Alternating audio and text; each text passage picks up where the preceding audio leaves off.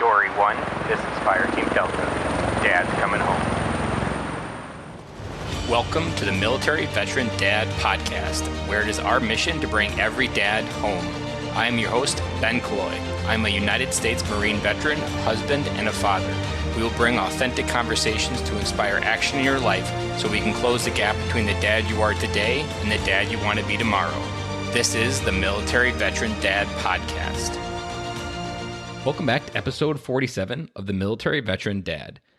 Today, it's Veterans Day. And on Veterans Day, we are going to talk about a topic that we've talked about a lot on the podcast, but we kind of just stay surface level. Well, today, we're going to go into the weeds, and we're going to go into the weeds with it, nobody else other than myself. And the topic we're going to discuss today is legacy. We talk about it a lot, and then we talk about it some more. But I honestly believe this is the one of the biggest takeaways that I've realized doing this podcast and doing 47 episodes of it, that legacy is one of the biggest things that we leave on the table as military dads. So as I was doing some research for this episode, I wanted to go into outside of my thoughts and bring in some other perspectives. A lot of people start when they start a speech with the dictionary. So I decided to not be creative and start with the dictionary. And honestly, I was a little bit disappointed with the definition that it gave. So the definition of legacy, according to the Merriam-Webster Dictionary, the first one it says is a gift by willing, especially of money or other personal property. Second one, something transmitted by or received from an ancestor or predecessor, or from the past, the legacy of ancient philosophers. The war left a legacy of pain and suffering. Number 3, a candidate for membership in an organization, such as a school or fraternity order, who is given special status because of a familial relationship to a member. Also pretty bad. All of those really didn't resonate with me, and it really didn't strike a chord at all. Like I said, I was really disappointed with the dictionary today. But honestly, that doesn't negate what I still believe to be true about legacy. If anything, maybe the definition that we're talking about isn't yet written or isn't defined yet in the Merriam-Webster Dictionary. So for me, legacy is something that I didn't search out for when I saw this podcast or when I started it. It wasn't something that was on my mind a lot. And it was only really on my mind as I started to do this podcast. And what's transformed from this is this idea that as military dads, we lived an extremely rich life. That life was filled with adventure. It was filled with adversity. It was filled with obstacles. It was filled with tragedy in many cases. It was filled with scars that in some cases are physical. Maybe we no longer have a limb. Maybe we have a scar from a bullet wound. All of these things are things that happened to us. But I'm a big believer that things don't happen to you, they happen for you. You just might not always know why. And I'm not saying you get shot so that way it happens for you. But what I'm saying, everything that comes into your life can generally have a purpose later. And that's what I believe as military dads, we were gifted from our experiences. So when I think of legacy, I think of the ability to have this massive 1,000-piece Snap-on toolbox. It is top of the line. It's got every wrench that you can think of. Wrenches you don't even know what they're for. And those wrenches are what we get to go out into life and try to figure out what they're used for. And as our kids have a lot of problems. If you're a dad, you know this, especially if they're starting to enter school. My daughter's in second grade, and it's like she's 16, and it's a daily soap opera of different conflicts going on.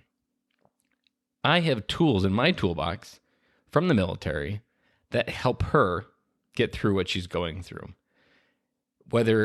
If it's on the weekend and I'm trying to find something to do, I use my sense of adventure and openness to the world to try to expose my kids to things that they might not have done otherwise. I haven't been able to do it yet, but I believe in the future, I'm going to go on an international trip with my kids because I believe that's an important part of raising a child, to give them a full perspective of how life works.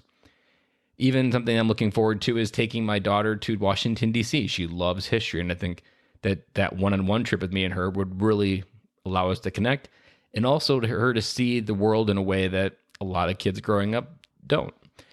But this is what we have as military dads. We have this perspective on the world that very few people have. We are part of the less than 1% of people in the United States that serve their country. That means that we have a perspective that the other 99% don't. So as a military dad, I take it as my marching orders to try to take what I've learned from the military, take what I've learned from life, and instill those things about truth, integrity, honor, commitments, if from the Marine Corps, all of those things I take to my kids to try to make them better adults. Our objective isn't to try to raise good kids. Our objective is always to try to raise good adults. And who has a bigger toolbox is often the person that's going to create the best adult. And like I said in the beginning, military dads have this massive 1,000-piece Snap-on toolbox. So some simple ways that we can create legacy. There's a couple different things that I wanted to dive in.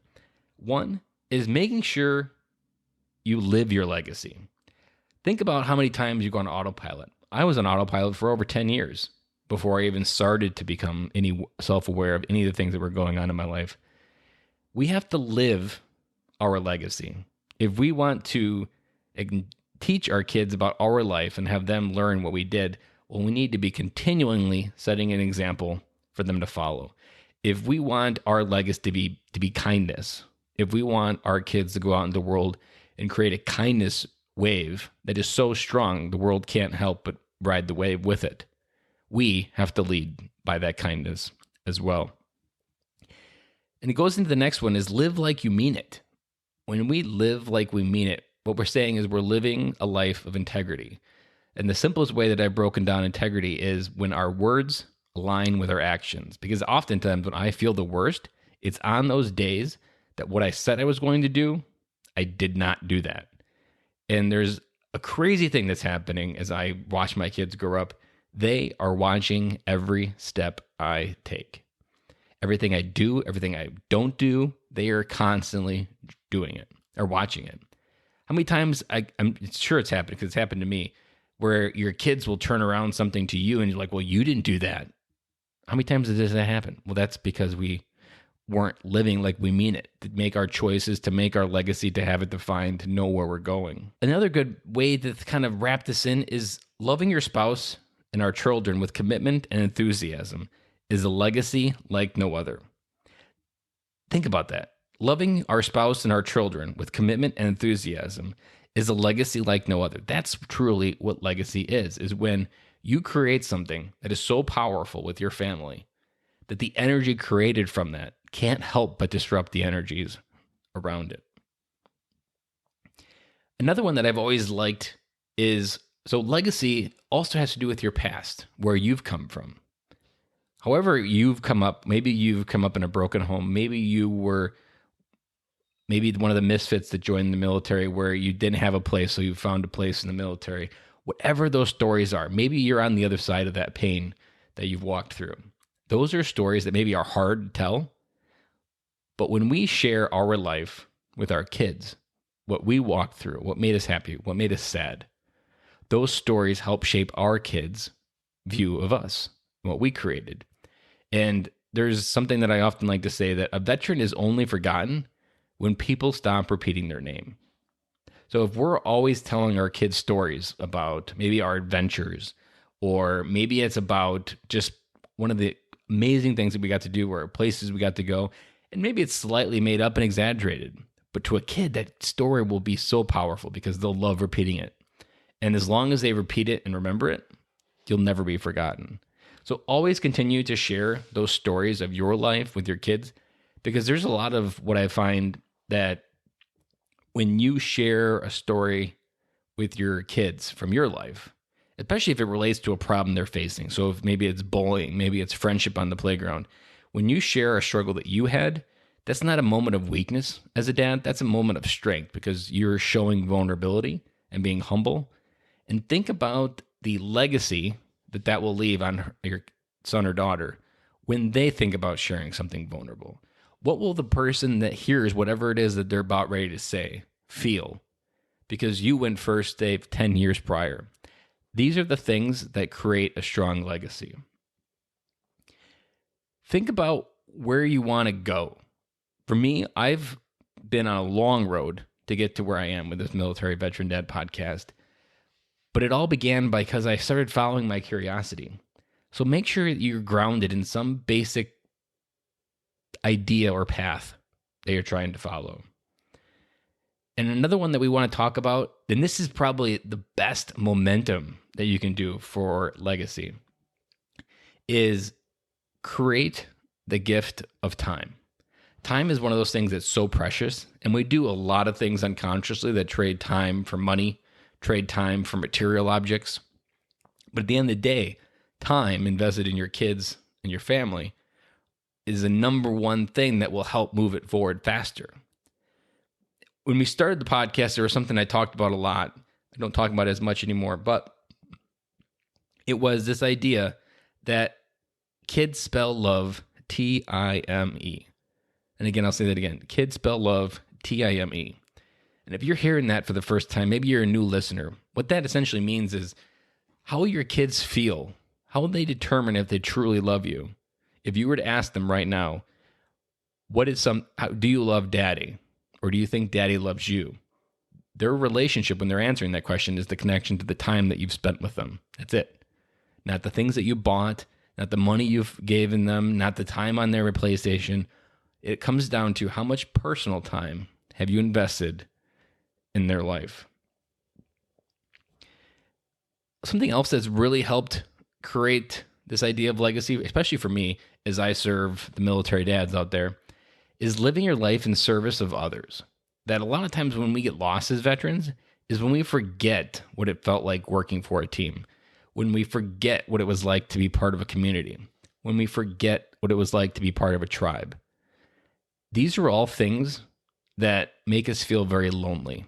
I was there. I know about it. It's essentially why this podcast was here, because 5 years ago, that was me. I was the opposite of all the things to do to create a legacy. I was not in service of others. I was only in service of myself. And at that point, I was really only in service of myself for almost feeling sorry for myself.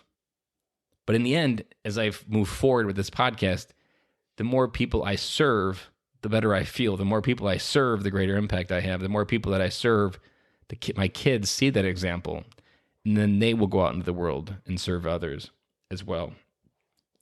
And never stop talking about your vision. Whatever your vision, your legacy you want to be, talk about it often. Create a vision board. If you've never heard what that is, essentially creating a bulletin board with a bunch of pictures of what you want your legacy to be. Write your obituary. That's another popular exercise that really helps understand where you want to be in the end. What do you want people to say at the end of your life in that obituary? What moment do you think they're going to remember? What moment do you want them to remember? And then are you living your life in alignment with that obituary? That's another going to be a hard one if you were to write your obituary. Because a lot of times you could probably write it fairly easy, but then if you were to do the inner work, it said, am I really on that path of where I want to be in the end? I know for me that if you've heard a couple times maybe on the podcast that I've said, when I turned 30, one of my midlife crises has happened, which was triggered from Jay Leno leaving The Tonight Show. And when he left The Tonight Show, I felt extremely lonely, and here's why. When he left The Tonight Show, it was his final episode, and it was farewell, and all these people came out of the woodwork. It might as well have been a living eulogy. And all these people had great things to say about Jay and how he helped them get where they are. Maybe it was that chance as a comic. Maybe it was that, like Jerry Seinfeld, that very first time on The Tonight Show. All of these things helped catapult these people to where they were today, and Jay selflessly served and helped them get there. And for me, I was like, there's going to be nobody at the end to say any nice things. I'm not doing anything in service of others. And it just really ate me up. And I'm like, I don't know how to fight that feeling. And so fast forward today, being able to talk about where I was and where I am today, it's light years different from where I was. I am now on a path that I believe where I'm going to be in the end, and the path that I'm on will get me to that end. These are the things that build the legacy to me. That when we talk about a legacy, we're talking about something that is so strong that the universe can't help but ignore it. And as military dads, we are built and created and armed with enough information to create a legacy so strong that it rivals the one of Steve Jobs. I honestly believe that if veteran military dads use the gifts that we have to create kids that go out into the world to change it, the kids that we create can't help but create and close some of the gaps that we see in our society. Think of the perspective that a military child has growing up segregated across the United States, moving from school to school, being connected with different people from all over the world. These are perspectives that shape their view of the world forever. And if you could be a dad that showed up in their life to get them to where they need to be in the end, to make that impact for who they need to be, imagine what that will do. There's one other topic that is worth summing up on this as we wrap up here. And the legacy, and this is really comes back to this idea that a lot of military dads try to answer the question, why did I live and my friend died? It's one that haunts us. It doesn't haunt me, but I know that it's out there haunting other military dads. And the one thing that you need to think about is if that friend that didn't come home, because you came home and he did, maybe he sacrificed, maybe you were in the right spot and he was in the wrong spot. If he was a dad, think about his kids. And I'm sure that you've already thought about his kids. But think about that he never gets to feel their love again. And his kids never get to feel their father's love again. They will go through the rest of their life never feeling that warm touch to a father's love. And you do. Now think about the gift that he gave you, that he no longer gets to do that, and his kids are going to live with that burden for the rest of their life. But your kids do. So when I think about legacy and being a military dad, to me, all the brothers and sisters didn't come home. It's up to us to create a legacy that is worthy of their sacrifice, that they gave every dad and every mom that came home from war the gift of creating something so strong that defining moment for us, we need to live our life in a way that is worthy of the sacrifice of our brothers and sisters not coming home. That whatever we do in our life should be measured against the gift that they gave us.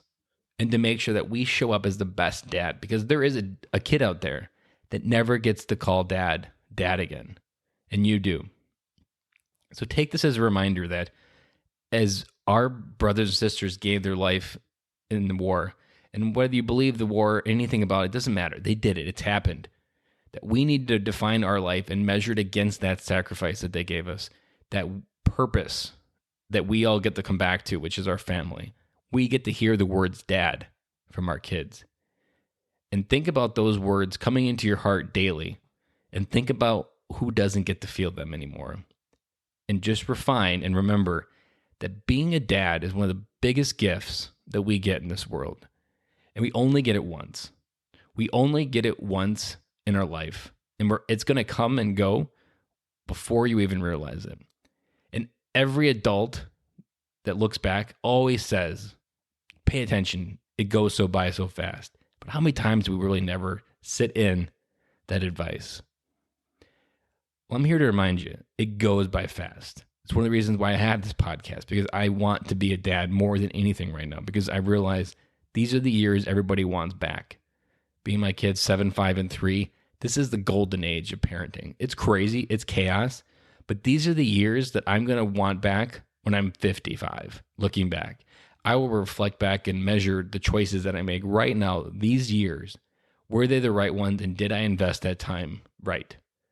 And if your kids are in that young age like mine, know that these are the years where we can shape the biggest impact in our life, on the kid's life.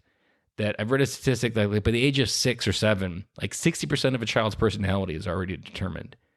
So think about that impact from 0 to 6, where if you don't get it right, there's going to be a lot of baggage hanging on as the kids grow up, that you're going to be like, man, I wish I would have paid attention there when they were younger. So just show up. Like, again, kids spell love Time. If you're listening to this and this is the first time you've listened to the podcast, the most simplistic step to becoming a better dad, the very first step, is just remember the kids spell love Time. My 3-year-old absolutely loves when I just roll the ball around on the floor. She's like a kid in a candy store. My son loves when I spend 10 minutes playing trains. My 7-year-old loves when I play Phase 10, which is a cards game. Those are 3 things that absolutely blow their world away, and they take very little from me to give them. So as a dad, on Veterans Day, remember that legacy is the one thing that we have as a military dad to leave after we're gone, and our kids have the best chance to carry on that legacy.